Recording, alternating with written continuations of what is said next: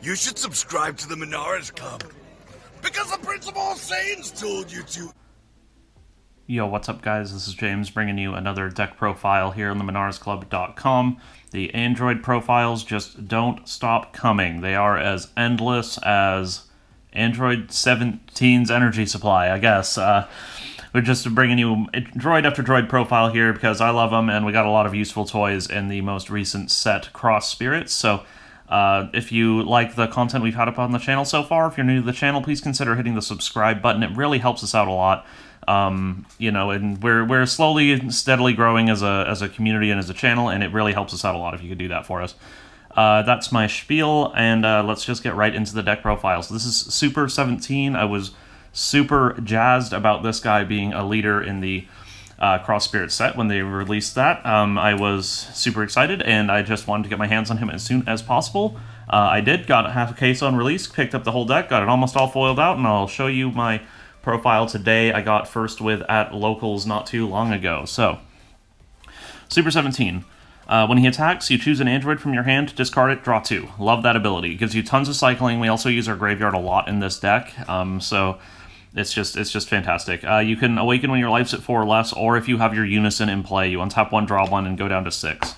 On the back, he's got, when this card attacks, draw 1, and he gets plus 2k power for each card placed under your battle cards. This is phenomenal. You're going to end up with a ton of extra cards under there. You're going to end up around 25 to 31k a lot of the time, and it's just fantastic. He's also got a fantastic activate main once per turn. You can choose a Super 17 in your battle area, place 1 Hellfighter or Android 17 from your drop area under the chosen card. So you can just do that once per turn for free. Helps you get a lot of power here, and it helps you maintain cards under your cards for your Spirit Boost effect. This is an Activate Battle Spirit Boost once per turn. Spirit Boost 1. You choose a Super 17 card in your battle area, you place 3 cards under it in the drop area, then you choose 1 each of your opponent's battle cards and Unison cards and switch them to rest mode. This is a phenomenal Spirit Boost effect. It's one of the best ones in the set, in my opinion. The fact that it's Activate Battle means you can use it on the opponent's turn defensively, or you can use it on your turn offensively to, like, rest mode their blockers and stuff. Absolutely crazy, and it gets even better once we get to the Unison that we're going to be Spirit Boosting off of. But before that, let's just go through the whole engine of the deck here. We've got the boys. You got to play 8 of them. We got 4 Android 17 conceding to Union and 4 Hellfighter 17 conceding to Union. Both of these guys do the same thing. Android 17 is a barrier, and Hellfighter 17 is a blocker. I don't know why they chose those keywords, but they did. They both have a Union Absorb. They can absorb the other one from the hand or drop area, and then go into the next part of the chain, which is Super 17 prepping for Union. Now, Android 17, then they can go into Super 17 from the drop or the deck, but not from the hand. Now, Android 17 is generally going to be the preferred one we will go through because he has barrier, so he's harder to disrupt with various counterplays and whatnot. Super 17, prepping for Union. This guy's got barrier. When he's played with Union, you draw cards, so you instantly replace himself, and you go +1, actually, because you play him out, you still have him in play, and you draw a card. Awesome. He's also got a limit 1. You can pitch him and another android to search the top 7 for your deck for 2 androids with cost 5 or less, put them into your hand. So it's the same as the Dr. Giro, the Android 20 from the last set, but this sets him up in the graveyard quite nicely if he gets stranded in your hand, and helps you find your pieces, because we do need to find various Hellfighters and Android 17s for our strat to work. Alright, Super 17 Hellish Amalgamation. This is the next part of the chain. This guy is a Evolve. So we go from a Union Absorb into this. He's got Barrier, so he sits in play quite nicely, and then we evolve into this. So this guy is a Deflect Dual Attack. No Barrier, unfortunately, but he does have Deflect, so he gets around some counterplays, but not all. EX Evolve, Yellow. Your leader's Super 17. You put him on a Mono Yellow Super 17 with energy cost of 3, so you just put him right on top. Then when he's played, he has an okay ability. When he's played, you choose one of your opponent's battle cards with energy cost 4 or less in rest mode, you place it under him, and then if you placed a card under him, you draw a card. It's fine. It's nice removal for the lower to the ground decks. Like, it was really good against, like, my Jiren opponent at locals this week, but it's not so great against, like, say, my wife's Gotenks deck. It can be useful in spots, just not always the best, but it is a 19k dual attacker for 1, so, you know, very good. It also has an auto if it's KO'd.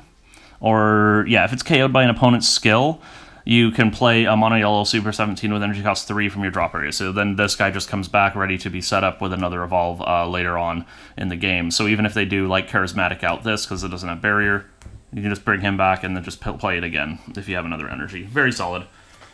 And then we have the big bungus himself, Super 17 powers combined. This guy is fine. I actually think Super 17 Hellish Amalgamation is generally more useful just because he's cheaper and easier to get out. This guy you can't get out until turn 4 because he's a Deflect Triple Strike, EX Evolve for 2, and you have to have 4 or more energy. You put him on a mono yellow Super 17 with energy cost of 5, so you just pop him right on top there. He also has an activate main. Once per turn, you place 3 cards from under him in their owner's drop area, switch this card and up to 1 of your leaders to active mode. And then he gets plus 1,000 power for each energy cost with a different cost under him. So generally, you're just going to get a couple of 1,000 power under him. This guy doesn't actually come up all that often, which is why I only have 3 of him. He's not tutorable. None of your tutors can grab him. You just have to hard draw him. So I would play only 2 if he was tutorable, but he's not, and he's a 10k. But he's a solid boss monster for when the game goes a little bit later, which it does against quite a good number of decks in any capacity. Alright, that's our whole engine here. That's like our main chain right here. So it's a lot of cards and a lot of deck space, but we have a little bit more deck space dedicated to it because we have 3 Hellfighter 17 Mechanical Charity, 2 Android 17 Thwarting the Enemy, and then our 4 super combos are also part of the engine. It's Android 17 Mechanical Charity. So this guy is... cantrip, he digs 5. He's a 1-drop, digs 5 for a Unison or an android with energy cost 5 or less. So it can grab any part of the chain except for the big boy. This guy's a negate with Spirit Boost, and then this is your super combo. It's just a vanilla super combo. Your life is at 4 or less, draw 1. We want to keep our deck nice and stuffed with androids to pitch for our various effects, to do Union Absorb with, so we are playing this as our super combo, even though we don't go down to 4 life automatically. It'll still end up saving you a lot of games because you'll have an extra Android 17 to absorb with your Hellfighter and whatnot.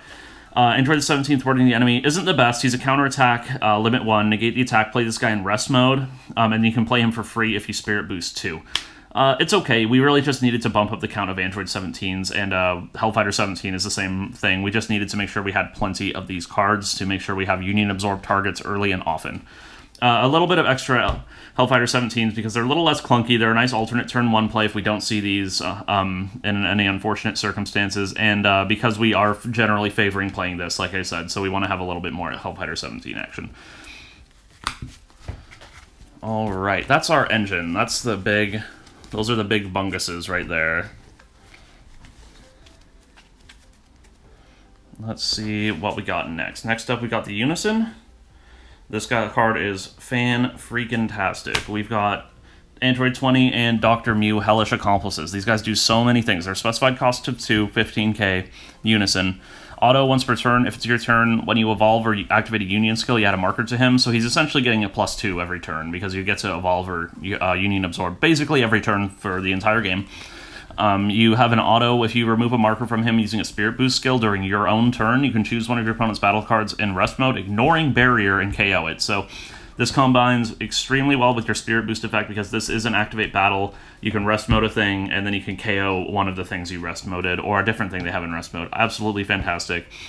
Uptick, you loot 1, draw 1, discard 1, and then -2, you can grab back an evolve card with energy cost 5 or less. I don't really know why they had the 5 or less restriction on this part of the card, because it means you can't even recur the 8 drop. It seems really weird to me, but it is what it is. The -2 can be useful to help make sure, especially in those like green matchups, to make sure you don't run out of your 5 cost cards getting popped by charismatic villains left and right. Fantastic card. Sets up your drop, sets up your hand, just gives you plenty of markers for Spirit Boost. Absolutely awesome. No reason to play an alternate Unison, in my opinion, because why would you ever want a different Unison out in play? Alright, now we've got our interactions. So we've got 4 Mecha Frieza Robotic Riposte, 4 the power of a Super Saiyan, 3 Time Magic, and then to go along with the Robotic Riposte, we also have 2 copies of Awakened Attack. So Robotic Riposte is a newer promo. I know he's kind of harder to get. I'm a little iffy on this card in the deck. You really want to be able to get to like turn 4. That's with this deck, because that's really when it starts to get poppin'. But if you don't have access to this card, you can play some other negates, Flying Nimbus and whatnot.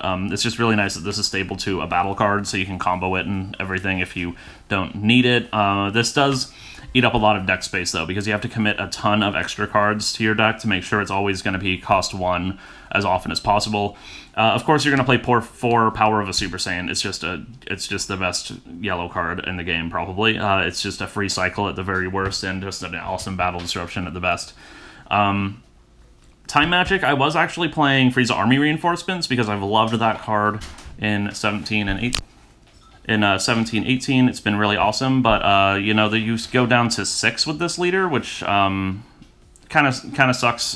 You don't go down to 5 because you'll go down to 6. You'll play your Unison on turn 2, and then they'll just start attacking your Unison the entire game, which is kind of crusty. So you just want to make sure you get a 5.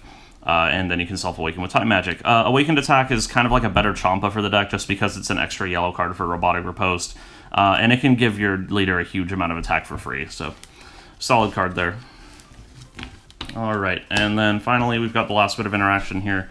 We have our Vegeta Prideful Transformation is just a staple with our yellow cards. Super 17 and Swift Retaliation Cooler. These cards are fantastic. They don't require a ton of